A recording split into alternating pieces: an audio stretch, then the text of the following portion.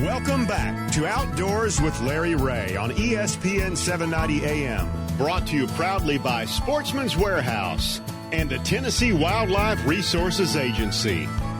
Hey, welcome back to Outdoors with Larry Ray on this February the 22nd.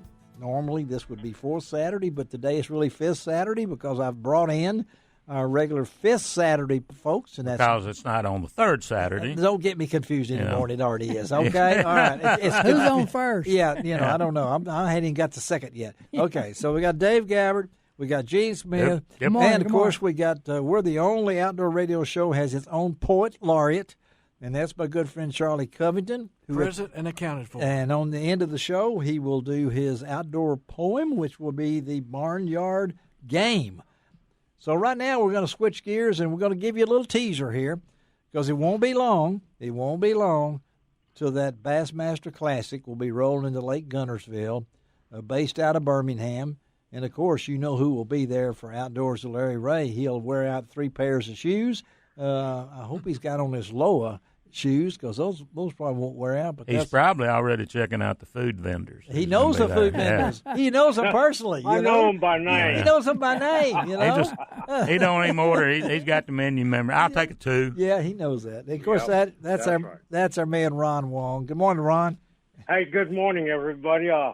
Beautiful day in the neighborhood for a Saturday morning, and I got to tell you, I'm glad it's trying to dry out a little bit, but I want to remind everybody to come out to the sports show at the Agri Center today. Yes. And I'm going to be doing a seminar on bass fishing at 4 o'clock. I think at 4 o'clock. Yes. Yeah. And so come on out and see me. Well, I know we got a guy on the line with us right now that I really wanted to talk to on this show. He'll be there. He'll be on Lake Guntersville. An hour and a half drive. I know he loves that short drive down to Guntersville. But let's talk a little fishing. Let's talk a little success. This young man has done remarkably well. 4 classics, and I think he's ready to get this next one. But let's talk a little fishing with our good friend Brandon Lester out of Fayetteville, Tennessee. Good morning, Brandon. Good morning, Larry. How's everybody doing today? We're doing great. I love Fayetteville. I really love Fayetteville because I went to school at the University of Arkansas, and it's in Fayetteville. But it's in the wrong Fayetteville here, too far away. You had to throw that in. I had to throw that in there, Brandon. I'm sorry. That's just that's all right. That's the way it is. I'm sure that's a great place, too. It is. So 5th time at the Classic. Let's talk a little bit because I know, man, we've had high water. We've had all this kind of stuff. So let's first tell us, it's a little bit different this year. Ron, if I'm not mistaken, practice time is different for the Classic. And maybe Brandon can kind of fill us in on what his plans are and what he expects.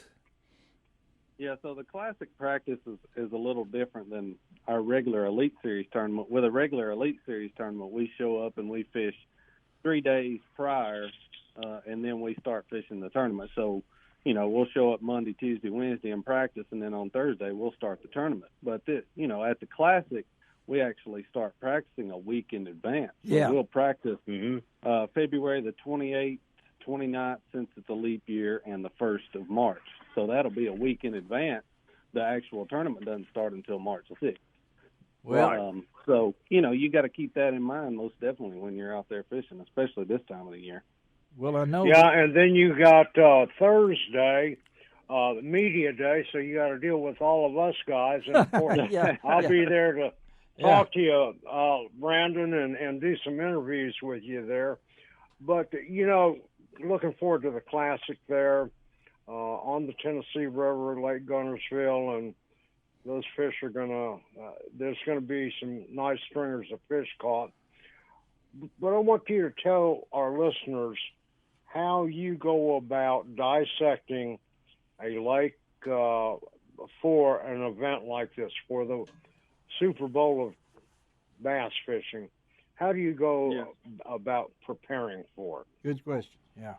Yeah, so I guess it's probably a little different for everybody, depending on where they're from and all that. Me, as Larry said, I'm only an hour and a half away, and I have history dating all the way back on Lake Gunnersville. I fished club tournaments there since I was in high school. Okay. So, yeah. I mean, I've got a lot of history there, but, you know, that sounds like I know where all the honey holes are, but not necessarily so. You know, Gunnersville is on the Tennessee River, and a river system changes so much. Oh, yeah. I'll have to go out there with an open mind and still do my job. I mean, I know areas where I'm definitely going to check out. Yeah. You know, but they may work out and they may not. So, but as far as preparing, I've been making sure I had everything I needed. You know, I've been spending a lot of time out here in my shop in my Phoenix boat going through, just making sure all my tackles organized. I've got everything I need for the tournament, and I've been fishing too. You know, I went to Pickwick a couple days ago. I spent a day or two on Nickajack, just fishing as close as I can to Gunnersville. You know, because obviously Gunnersville is off limits until our first day of practice. So I'm trying to prepare as much as I can. And we're talking to Brandon Lester out of Fayetteville, Tennessee, 5th Classic. And I think I read somewhere, Brandon, where that 2015 Classic, your first one. Okay, talk about that experience, and now you're coming up on number 5. You know what's ahead of you now. That first one is always a wow factor. It is. Yeah, people don't realize. I mean, the Classic, the fishing is only the beginning of it. That's right. It really is. It really is the Super Bowl of our sport, you know, and there's a lot of great media coverage and opportunity for us to build our brand as fishermen because, you know, to make a living as a bass fisherman, you have to do the business side and the fishing side as well. And there's no better stage than the Bassmaster Classic to really put all that out there. Well, you're coming off. You're coming off 2019, and Ron knows this. A 6th place finish. That got you. You're there. You're almost there. Yeah. And so, you know, and I know I think you said you wish you had your first day back or whatever it was, but so compare that.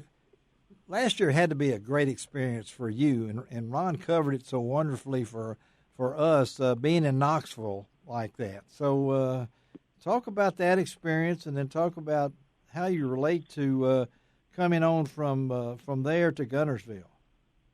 Yeah, it definitely was. You know, taking off in downtown Knoxville and having Neyland Stadium and running by the stadium every morning. It was it brought out a lot of pride in me, you know. And I'm not a huge football fan or anything like that, but it made me be proud to be from Tennessee, seeing how the fans reacted, and it was just such a great Classic all the way around. But obviously, as far as the fishing goes, you know, Loudon and Gunnersville are both on the Tennessee River. That's right. There will be a lot of similarities as far as the fishing goes. You'll see. I fully expect this year's Classic to be won in 7 or 8 feet of water or less, just like last year's was. Wow. Yeah, you got some good sponsors. But you got some new sponsors and good ones. Yeah. And who are some of those sponsors? Yeah, nail them off here. Oh, I've still got Toyota. Mossy Oak Fishing is a new one for this year. That's a good one, yes. Yeah. Mm-hmm. Mustad Fish Hooks, Vicious Fishing Line, X-Zone Lures. That's a big soft plastics deal. Yes. Definitely a great company. We've got a lot of new products coming out, so definitely check those guys out. You know, Phoenix Boats, Mercury Outboards, Phoenix Boats, they're a Tennessee-based company right there. They're out of Tennessee, right.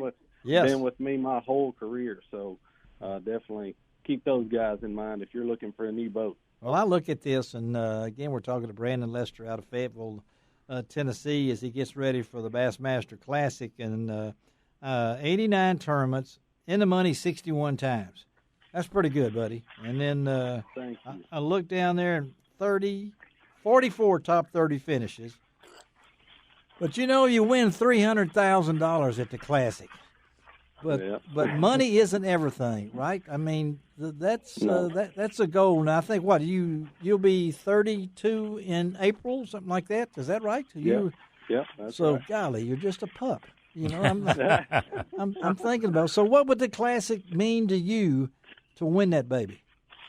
Oh, it would mean, you know, like I said earlier, it would mean everything to my career. You know, we all, as bass fishermen, obviously, we want to be successful on the fishing side. But if you win the Bassmaster Classic, it makes you a household name. I mean, everybody knows who you are. It makes you a lot more valuable to your sponsors and gives you so much more credibility. The money would spend, the trophy would be great, but yeah. I would love to have that title of Bassmaster Classic champion, because that's something that nobody can ever take away from you. It would mean everything. It'd be that's right. And you've done well in the past classics too, Brandon, and he knows how to do it. And Guntersville sets up very, very well with you because it is a Tennessee River.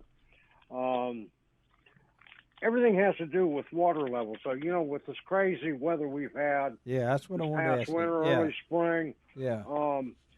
What is it? What do you do? Do you kind of watch what the water levels are doing, how fast they're dropping it, or how fast it comes up? He's watching those water levels, aren't you, Brandon? Yeah. I've definitely been watching all that, and that's part of the reason why I went to Pickwick a couple of days ago. I went to Nickajack yesterday. I just want to see, how much these water levels are fluctuating, how it's affecting the fish, if I'm getting bites on the main river, or, every Tennessee River lake has their little subtle nuances. But I want to just see what phase the fish are in. And, anytime you get a lot of current like that, it scares a lot of people when you get that high, muddy water. But in reality, it makes those fish feed, man. I mean, it really does. It makes them feed. When you get that current running, it makes them feed if you know where to look for them. Well, so, I mean, make no mistake. There's going to be some big ones called. Well, we appreciate you filling in with us here. And, Ron, thank you for stopping by. And Ron will be down there at the Classic.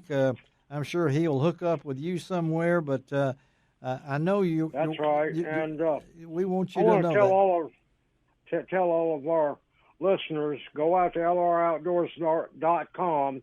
We'll start posting pictures soon as you get there. Probably by Friday. Yeah. And when I get there, and you'll see some pictures of Brandon because we'll be covering him during media day. Well, Brandon, we want to wish you success. I know your wife, Kimberly, and your kids, Leanne, and I love that Shiloh. That is a great name, I tell you right there. So good luck down there, buddy, and we'll talk to you, okay? We always have the champion on after the show. Who knows? It might be you, buddy. All right? I hope it is. Thank you. Thank you, buddy. Thank you, Ron. Thank you, Brandon. We'll talk to y'all. Bye-bye. Okay. Go ahead and take a break, Let's Larry. take a break. Come back and talk to Doug Cherry. And he is a cherry person. We'll be right back on Outdoors with Larry. Charlie Covington is leaving the building, but you are coming back. Okay, all right. How many of us?